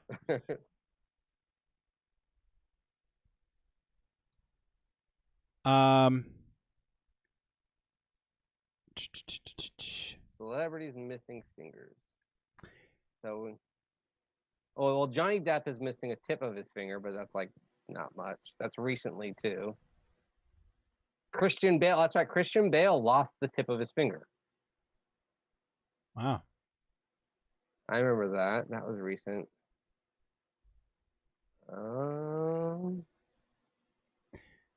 While you're reading up on that, Elliot Hanford says, will episode 200 be a special event and have everyone? Yeah, chances are. Good chance. We might have everyone, and it might be a fun, like, in-person live event. And there actually even might be something even more special, too, is that if you are around us, might be able to even stop in and say hi. Yeah, if you're local to the area, we're going to be blowing it up once all the details are finalized. Unfortunately, it's only about a month away, so clear your schedules for September 8th. We do have to finalize some details first, so there are a chance things could slip through the cracks, but I feel pretty confident in saying that we're going to be doing a live in-person event at hopefully a local brewery, one of our favorites. Definitely, probably my favorite. So, in that town, definitely. Oh yeah. Yeah, definitely. Like my favorite stout of Oregon. Yeah. Oh God, yes. My favorite stout of Oregon. Best stout in Oregon. And I'm talking. I don't want a breakfast stout. Something super sweet. I'm talking. I can have this all the time. It's super smooth. Very good. Yeah. So if you are in or close to the valley Mid-Willamette Valley of Oregon. Mid-Willamette Valley area, you are going to be invited. If you are free to come in, stop by, say hi, grab a pint, possibly if we can get it, and say hi to all four of us. Yeah. So, guys, keep your eyes on the Twitter, on Jeff's Twitter at Craft Computing. Keep your eyes on the Discord server if you are a member of that, and if you are not, it only costs as little as $1 a month if you join our Patreon. And we're going to be blowing it up on Discord. We're going to be blowing it up on Twitter, everywhere. As soon as everything's finalized for And again, the 200th episode. And that's part of why we had to do this episode without Jeff. To keep the numbers consistent. We had to keep the numbers consistent. It was either this or we skip a week and we throw off all the work we've done. So now you all have a glimpse behind the curtain, but I'm really looking forward to it. It's going to be a lot of fun. Yeah. Back. The last actor I remember was Matthew Perry of Friends. Really? Yeah. He is missing the tip of a finger, his wedding ring or ring finger. He's missing the nail section. So he doesn't have a nail. Yeah. And he did it before Friends. So if you look closely in all of the Friends episodes, interesting. He's got a nub on one finger. That must be a really common thing. One of my friends from high school, we played music together, and he worked on a farm, and they had kind of got their gator driving around in a pinch, and he went to go, like, rather than staying in it, he went to see if he could push it out, and essentially something slipped, and the plastic fender of the gator was caught on a rock, and so the plastic fender was like lifting up, and he put his hand down there, and it came off the rock and swung back into position, and it scraped the tip of his finger off. And he went to the hospital, and it was just a mangled mess, and they had to amputate it right at the knuckle joint. I cut my knuckle a year and a half ago, and I cut it deep. I saw the bone, and I played it cool. And it was like, no, just give me a beer and some super glue. And I should have gone to the doctor. I am going to have a nice thick callus. It's already growing there. I probably won't be able to bend this finger too well into my 50s. It's pretty thick. Like all of this is callus in there. It's all solid, skin. So should have gone there, but if they did, might have been amputated. So at least I have a finger. Yeah, my wife actually, like a mirror broke on her hand, and the glass came down, and it sliced her thumb in half vertically, like along the bone. And the worst part is, dude, it's like she goes to the ER, dude, and this ER doctor was like, may as well have been like working in a butcher shop. He's like, yeah, I don't know, I guess I'll try and put a tourniquet on it. But like, you hear tourniquet and you're like, great, what a good idea, stop the blood, like tie something onto it. No, dude, he gets these like gasket things, and he holds her thumb up and like presses the two meat flaps together, and he tries to roll this thing down, and at one point it splits the two meat flaps, and it's like and anyway, then they stitched her thumb, and it's super messed up. She can't use her phone screen anymore because it doesn't know how to like register. Yeah. Or it recognizes it, but it recognizes it in the wrong place because it's all like misshapen. Weird. It's pretty cool looking to me, but she's not too thrilled about it. But what would suck though is if like your like almost whole hand was cut off. Similar to say someone that we kind of know, a fellow named Luke Skywalker. His hand was cut off. This is a great segue, by the way. I know, right? Did you like that? This is a great segue. And but so I think everyone remembers that, at least seeing that growing up and hearing about that. Well, you and I maybe not growing up, but at least watching that movie and like, oh, this is awesome. We super appreciate it now. And then the fact that someone say like burns alive and loses all of their flesh in a volcano because they didn't have the high ground. But if you want to live in that universe and possibly one of those things happens to you, Disney is going to offer you that option for $6,000. Well, not really, cutting anything off, but Disney's Galactic Star Cruiser Hotel, their brand new Star Wars themed hotel, is now offering you a package for 4 to go to a galaxy far, far away for a miserable $6,000. $6,000. Of course, covers a family of 4 and all meals, but good God, $6,000. It's 2 days, 2 nights, everybody. So so essentially 3 days. Yeah. Well, Well, 2.5 days. You probably get to like 12 o'clock. Get kicked out of the hotel, the cantina. They probably sit there and say, your kind's not welcome here anymore. Something along that line.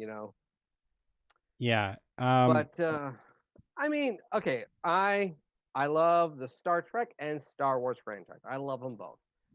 Maybe not so much the prequels and even some of the newer ones. The original ones I love. Sure.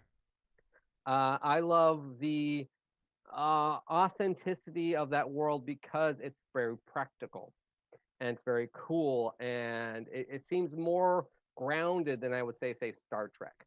Um, so I like that. I want to be immersed in that. And I think Disney does a very good job of doing that with a lot of their theme parks. But my goodness, I don't want to spend $6,000 for 2 days. No. And not Well, only this is what kind of gets me is like, it's supposed to be this immersive experience. And that's great. But what kind of makes me laugh is so you jump into a pod and you blast into whatever, and then your pod docks onto the Star Cruiser. But there's no windows. Instead, they've been replaced with nice screens that depict various space vistas, which is like kind of a cool, neat idea.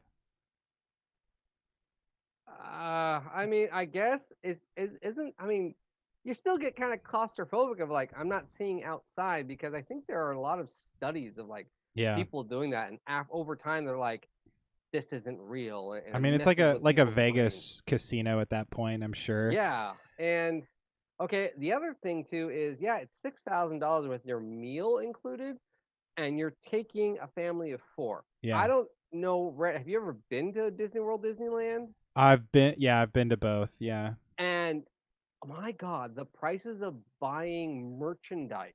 Yeah. There, and you bring 2 kids there, and they're like, I want the lightsaber, I want the costume, I want this hamburger, I want this food that's supposed to be, they put dry ice in to make this fruit drink look like it's a cocktail from over there. If you think going out to eat with your family is expensive, just let's say on a Red Robin or something, imagine going to Disneyland. So really, this is probably more about $9,000 after all paid expenses are done. Yeah, I would like to see a picture of the gift shop in the Star Cruiser, because I'm sure none of that's included. Yeah, no, it's. I mean, I went to Disney World for our honeymoon, and at that time that was a week, and it was $2,000, and that was food, hotel, and plane ticket. Yeah. But then we ended up spending like another $1,000 on stuff. Yeah. But we were there for a week on top of that. Yeah. I went to Disney World in 2009, and my whole family went. It was like 1, 2, 3, 4, 5. It was 5 or 6 of us went, and I wish I knew the cost, but we were there, I think 6 or 7 days total. And it was just like, they get you on everything. They get you on everything. And I remember like, I should look at buying I can't remember if it was like a rain jacket or something, just something a little bit more. And it was like $125, like for this thin little, water poncho slicking. Type thing, exactly. No, when we went on the honeymoon, I didn't bring flip flops, and the water parks were open because we went in first week of September. Yeah. And so the water parks were still open, and they said, "Oh, you're actually required to wear flip flops here," and I didn't know that, so I had to go buy them, and they were like $45. Yeah. You know what's funny? I went to Disney World without flip flops, and I had never worn flip flops in my life, but my brother for some reason had brought 2 pairs. And so he loaned me a pair, and it's been the only pair of flip-flops I've ever owned, and I still wear them. Oh no, I was gonna say I still have them. If it wasn't for like 2 or 3 years ago, I was camping, and on a bonfire I melted them. No. And so they were my favorite pair, but again too, probably because they were $45, but they were every pair of flip-flops that I've had from then on, I'm like, these aren't good. But I only spend like $9 Yeah. or $8. Yeah. You know, the Much more Walmart reasonable. special, much more reasonable. But I'm like, yeah, I see where that $45 went. Those are comfortable. I like those. So what do you think? Are you gonna try and get on the waiting list? No, I will not. I will state I wouldn't be surprised if my sister does. They're actually at Disneyland right now. She loves. I think they do like a yearly trip. They're one of those people with their Right. family. They Yeah, like, my oh, brother's every the year. same way. And that's the family vacation every year. And I don't understand it, but Right? that's what Yeah. they do. I'm in You know, the it's same like, boat. I wish I could understand it, but like even everyone's like, "Well, you got to be excited about Star Wars Land, aren't you?" I'm like, "No, I'm not. I don't."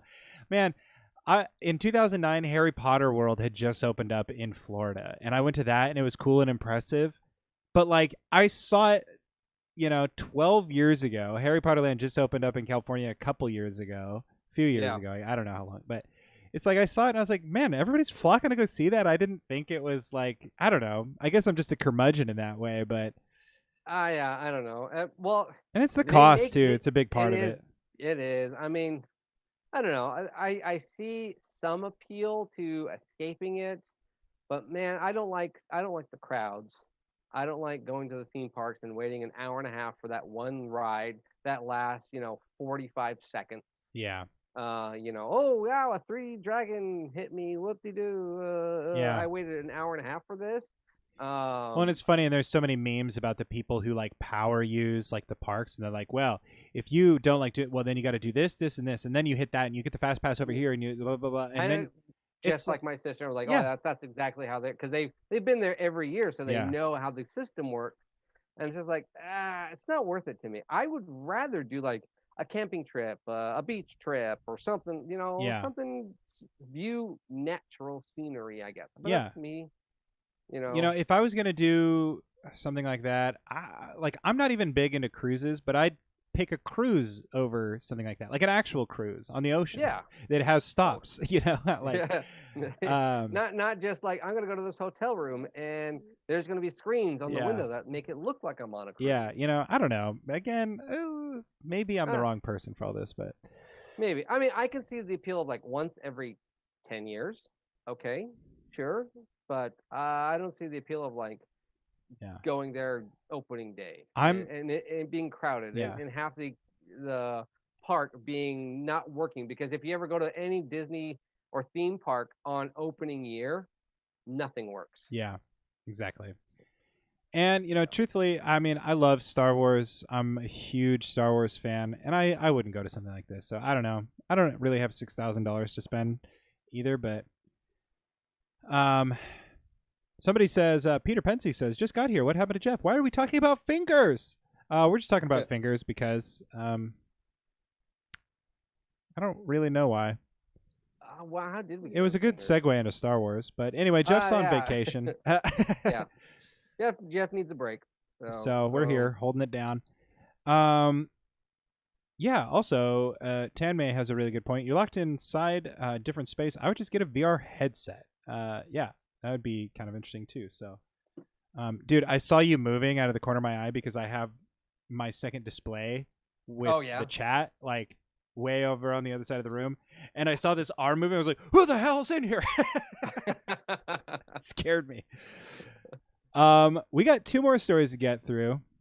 Yeah, we can probably get through them pretty quick. This one's a fast one. Yeah, maybe even do some just, hey, any questions for Rhett and John? But see, if we never get any of that stuff. That's true, yeah. Guys, if you want to go to an exotic land that's far away, you could spend $6,000 and you could be transported to a spaceship in the Star Wars universe. Or you can wait until September 2022 and you can watch Amazon's release of the Lord of the Rings TV series. It's finished filming and it officially has a release date. You guys might recall it was slated to be released, I think, in 2021. Yeah, it was in production since early 2020, but obviously the state of the world has slowed things down considerably. So yeah, it should be kind of interesting. It takes place in the Second Age. which the movies also took place in briefly right before the Third Age, I think. So, so this is supposed to take place before correct. the Fellowship. Correct. Yeah. So, yeah. Yeah. So we should go ahead. Hopefully, still theoretically see some original characters. Yeah. Like it says here, the flashbacks that take place at the very beginning of Fellowship of the Ring are notably and distinctly the Second Age. So there you have it. It'll be, that time when, Galadriel and Elrond and all these folks were at the peak of their power. So it should be kind of interesting. It doesn't look like there's much other information to go off of. But I thought it was kind of fun because I've been looking forward to it. Of course, The Wheel of Time is another one of Amazon's big properties that is going to be released later this year. So some big fantasy works coming out, and it's kind of fun. Yeah. Amazon does some pretty good job. I think their budget is a lot nicer than, say, Netflix's. Yeah, I saw that this slower. series cost them $465 million. So, which is huge. Although I mean, like, I'm a big fan. What is it? The Lost Boys, or no? What was the superhero one? I really like The Boys. One. The Boys. Yeah, I really like that one. Yeah, I did too. That's a fun series. They took over The Expanse, which is really great. Yeah, I think Amazon's budget is spent better on graphics, and they are telling better stories than, say, your standard Netflix series. And Netflix seems to just burn and churn. And Amazon, they're hit and miss, but when they hit really, really good. Yeah. And that's the thing. One of my big problems with Netflix shows is, like, let's say you have a 10-episode season of something. The first, 5 episodes are really good, and then, 2 or maybe even 3 episodes, episodes maybe 5, 6, and 7 are or maybe 6, 7, 8 are kind of and then it just comes back and it slams dunks on the end. But it's there's 2 or 3 episodes in there I didn't really need or care about. That was my big problem with stuff. That was my big problem with a lot of Jessica Jones. Even though I loved Jessica Jones, and all the Marvel ones that Netflix did was so good. I totally could have seen those being 3 episodes shorter each. Exactly, yeah. And even I would Daredevil just kicks it out of the park. But I remember season 3 isn't really rewatchable to me because there's just so much I don't know, it just doesn't hold up nearly as well. It's still a great season.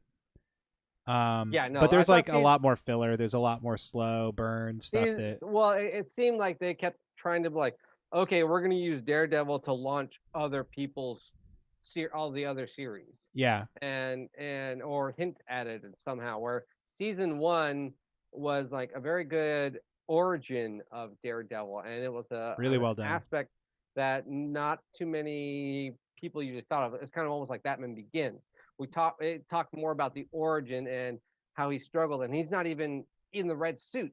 99.9% of the time. He doesn't even until the very last episode. Which was epic. Which was epic. Great, and it was oh, I can't wait, and that built up to season 2. And not only that, the fighting was just so good to watch. The choreography was really good, and that was the bad part. It was the Iron Fist or whatever. I liked the choreography, but it wasn't as good. It didn't feel as visceral and stuff as the choreography. It was fun to watch, but it wasn't as it didn't feel as realistic or, Yeah. But man, season 2 Daredevil, dude, the whole Punisher arc was amazing. That was a great. I really enjoyed that. But again, that get back to the idea of they just used it as a segue. Yeah. To be we're going to introduce other characters. I think that the Elektra arc was there to add a lot of drama and stuff, but I feel like the Elektra arc was the weaker part of that season, whereas the Punisher arc was just nonstop, foot to the gas, well done. And the guy who played the Punisher, he's a great actor. I wish I could remember his name, but the guy from Walking Dead. Yeah. So apparently, I saw some rumors that the actor that plays Daredevil, he will be confirmed as Matt Murdock in the MCU. In the MCU, not that Matt Murdock, but still Matt Murdock. So he will be essentially Matt Murdock, and also that actor will also be considered as the Punisher. He will be making an appearance in Marvel movies. He Or was maybe so I don't good. think it's a Marvel movie. I think it's a Marvel TV series. Well, there was But a Marvel TV series for Netflix that was the no, Punisher. the MCU series, the one that's Oh, going like for they're doing with Disney. like Loki and stuff. Looks like Loki, so he's supposed to make an appearance as Punisher. I'd be down for that, dude. He So was. confirm. I thought he did a pretty good Punisher. He made a very convincing Punisher. So Yeah, I think so. You know, and I loved the. You know, what was his name? The Thomas Jane, Punisher movie with like John Travolta. Like I thought that was great. yeah, I know. Did you ever watch the YouTube one he did? Called The Punisher. There's a YouTube short he did after the Punisher movie. It was great. It's him like it's that actor. He's at a dry cleaner, washing his clothes, and then this kid starts beaten up by a gang, and he walks over and there's a liquor store, and he buys a bottle of Jack Daniels and takes a drink out of it, and then beats the crap out of the gang. Yeah, I kind of remember that actually. And then it was like, oh, he goes to his shirt in the dry washer and he finds a hole in it, throws it to the kid, and it's the Punisher shirt. I Yeah. was like, oh, that's epic. So, Oh, that's but no, cool. another thing that got confirmed was the Kingpin, the same actor who did Kingpin in Vincent Daredevil. D'Onofrio. Yeah, he's gonna be Kingpin in the Marvel universe. That'd be great. He was really good too. He was a really good. Everybody Kingpin. in those series like really nailed it. And Yeah. then, you know, Jessica Jones was great, but yeah, the whole spinoff for Luke Cage, I wasn't too impressed with. But dude, David Tennant, of course, in season 1 of Jessica Jones was fantastic. Like that was really great, like Marvel kind of riffs, and kind of keeping it in continuity with the other MCU stuff was kind of fun. They alluded to it a lot more in the early seasons, and then they just forgot about it and cared. They didn't care at all as it went on, but Yeah. but anyway, speaking of things that get pulled quickly, no, wait, that go bad. I don't know. I'm not as good as this as you are, but there's no easy way to say this. But anyway, earlier, today. Wow, today. Today. It was today. There was a pair of PlayStation 5 dev kits that made an appearance on eBay before they were quickly taken down. Quickly pulled. It's an interesting thing because if you take a look at that box, that doesn't look anything like a PlayStation 5. No. And there was the interesting thing about this. A similar thing happened with the PlayStation 4. It did get sold, but it actually got sold and purchased, and the person took it home, but it didn't work. He was locked out of the hard drive. Oh, right. Because he needed administrative rights. But this got pulled even very quickly. But the interesting thing about it is this is what the original first patent looked like for the PlayStation 5. Yeah, that's what I was thinking, yeah. It's a giant V, which looks hideous as hell. I would, oh my God, I would never want this as a console. This thing's huge. It's the size of those old style surround sound system, amplifiers that you hook like every single thing to. Yeah. It's huge. You can see it by the comparison of the controller, and it's almost it's the size of the controller plus probably another 50%. And the V cutout has all the air vents, and it's just that thing is a beast. It's a massive thing. Yeah. Well, the beauty of a dev kit is it doesn't have to look pretty; it just has to work. But But yeah, not a design I would have landed on either. But yeah, not a design I would have landed on. Some Twitter guys got a couple of snapshots. So if you did get to see this on eBay, one of the likely few, I think it was only up for an hour or so, then got pulled. But yeah, that's those do exist. Maybe we'll see them out in the wild in like 20 years. We've seen a couple stuff like that for auction ago. We saw the Nintendo and PlayStation combo recently, a couple months back, go up for auction. The only single known system ever made with the CD-ROM drive that was originally supposed to be made for the PlayStation. Maybe in 20 years we'll see something like this. Could be fun. In the hands of someone and go for $500,000 or what? I don't know. I don't think PS5 really has that big of a following as say, the Nintendo and PlayStation split or possible merger. But still, yeah, I don't know. Absolutely. It's interesting. It's not a design, but maybe it is more for just developers. Yeah. Yeah. So, Well, it would have been interesting to place a bid, but alas, we're just not fortunate enough. So, that's it for all of our news stories tonight. yeah. And if anyone, go ahead. Sorry. I was going to say I would love to open it up to people to chit chat, but just basing it off the chat, I think that we're a little ways ahead of everybody. So I don't know if it's going to be very fruitful, but yeah, I don't know. I would. I mean, I'd like to, just because it's our only opportunity to ever do it. But yeah, I'm seeing even on live, we're not even up to the PS5 article. yeah, We're still talking Daredevil. Yeah, so it is past 10. So we could enjoy everyone on the super secret chat afterwards. I would say that is a great trade-off. I'm right there with you, John. I wanted to do it too, but I'll tell you what, I'll go ahead and sabotage Jeff so that he has another vacation or sick day lined up, and we'll get these streaming issues squared away so that next time we can get the Q&A out of the way. I like it.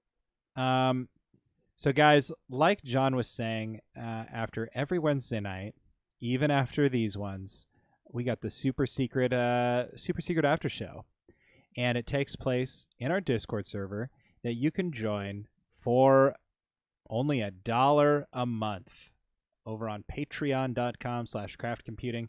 $1 a month gets you early access to all of Jeff's Craft Computing's videos on YouTube, and it gets you access to the Discord, where you can talk to me and John and the other hosts from Talking Heads. And we always have a great time in there, especially on Wednesdays, super secret after show, where we're going to be jumping into. John, go ahead and give us some of your pluggables. Yeah, so if you like the beer content on this channel or the stuff that Jeff does, if you're liking to do a bit more of an in-dive depth, go ahead and check out my channel. It's Hops and Brews. You can follow me on basically anything on that: YouTube, Twitter, Instagram, Facebook. What about TikTok? I do have a TikTok, thanks to Big Spoon. I do only have like 3 videos up, and mostly what I do is just post the B-roll. And then TikTok then takes it down because it says my pure free music, royalty-free music, is apparently against their royalty issues. So it takes it down. And I'm not enjoying TikTok as much as I thought I would. So do you have to use like copyrighted music on TikTok? I don't know. I think you have to use their music, but I use copyright-free music off of YouTube.